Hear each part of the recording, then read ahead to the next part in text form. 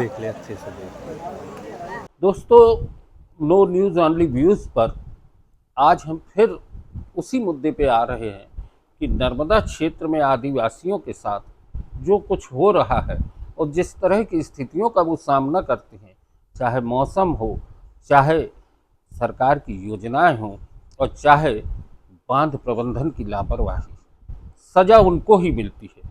हमारे साथ हैं राजकुमार सिन्हा जी। अभी जिस तरीके की स्थिति हुई है बरगी बांध को लेके, बांध प्रबंधन द्वारा जो लापरवाही की गई है, उसमें क्या स्थितियां सामने आई हैं?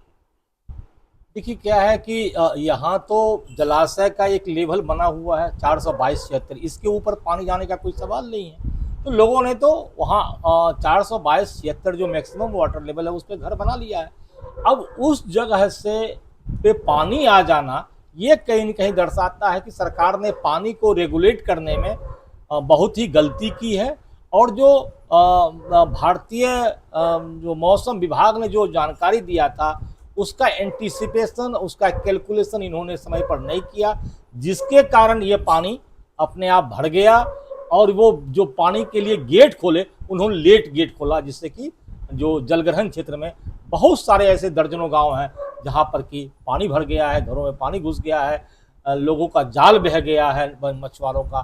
तो ये जो परेशानी हुआ है ये एक तरह से कह सकते हैं बांध के जो कुप्रबंधन है उसका शिकार हुआ है।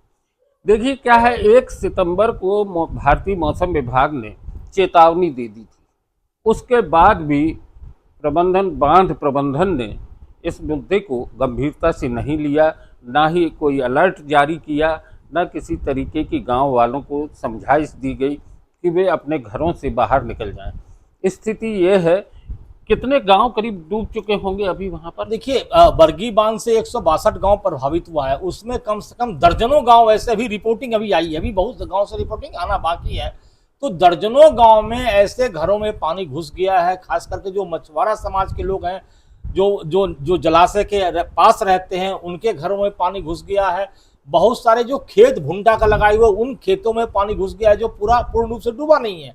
तो ऐसे बहुत सारे खेती के जमीन डूबे हैं जिसमें कि फसल लगे हुए थे, जिसमें उनके घर में अनाज और ये सब रखे हुए थे, वो सब डूबे हैं। और वो सब रात के समय में ये पानी भर गया। पहले तो 4 गेट खोले गए थे, फिर बढ़ा के 7 कर दिए गए थे। देखिए ये गेट खोलने का उनका जो पूरा कैलकुलेशन था 4 के जगह पर अगर वो पहले से अगर 11 गेट खोल दिए होते तो पानी बहुत सारा निकल गया होता। और जो ऊपर के जो बारिश हो रही है, बंजर नदी से आ रही है या टेमर नदी से आ रही है, उससे कम से कम पानी जो आने वाला आवक है वो समाहित हो जाता डैम में, क्योंकि वो डैम खाली होता। लेकिन इन्होंने 96% भरे हुए डैम को और भर दिया, जिससे कि वो पानी बैक वाटर होकर के घरों में घुस गया है। स्थिति यही है कि प्रबंधन जो है वो आराम से बैठा रहा, हाथ पर हाथ धरे, और रातों रात गेट खोले गए। जिस तरीके से 17 गेट खोले गए हैं उससे बांध से लगे हुए गांव जो हैं आदिवासियों के, उनमें पानी भर गया। उनका जीवन जो है फिर अस्त व्यस्त हो चुका है। वे कहीं ना कहीं अपनी आवाज़ उठाना चाहते हैं, लेकिन अब अधिकारी उनके पास तक नहीं पहुंच रहे हैं। राजकुमार सिन्हा जी की चिंता जो है वो बहुत ही वाजिब भी है, और निस्संदेह हम चाहेंगे कि आप लोग भी इस बारे में चर्चा करें, लोगों से पूछें कि बांध प्रबंधन ने आखिर ये लापरवाही क्यों की। आज की चर्चा में राजकुमार सिन्हा जी से हमने बात की है, और आगे भी हम राजकुमार सिन्हा जी से अलग अलग मुद्दों पर बात करेंगे। और आपको एक बात और बता दें, जो गांव प्रभावित हुए हैं वो चोटका परमाणु परियोजना के अंतर्गत आते हैं। आज फिर उन पर असर हुआ है, आज उन पर मौसम की मार पड़ गई है, आज उन पर बांध की लापरवाही की मार पड़ी है, और इसके पहले भी वे कुछ न कुछ मुद्दों पर डरे हुए हैं, वो सहमे हुए हैं, उनके पास सवाल हैं, लेकिन वो बोल नहीं पा रहे हैं, कोई सुनने वाला नहीं है। बरगी डैम के कारण, बरगी डैम के आसपास के क्षेत्र में करीब 1 दर्जन गांव वहाँ पे पानी भर गया। और ये पानी इसलिए भरा क्योंकि बरगी बांध प्रबंधन ने 1 सितंबर को जारी उस चेतावनी को नज़रअंदाज किया और पानी के प्रबंधन को गंभीरता से नहीं लिया। 9 तारीख की रात में अचानक से 17 गेट खोल दिए गए और बरगी के आसपास जो गांव हैं उन गांव वालों के घरों में पानी भर गया, उनकी गृहस्थी पूरी गीली हो गई, खाने पीने का सामान गीला हो गया, उनके खेतों में पानी भर गया, मछुआरों के जाल डूब गए।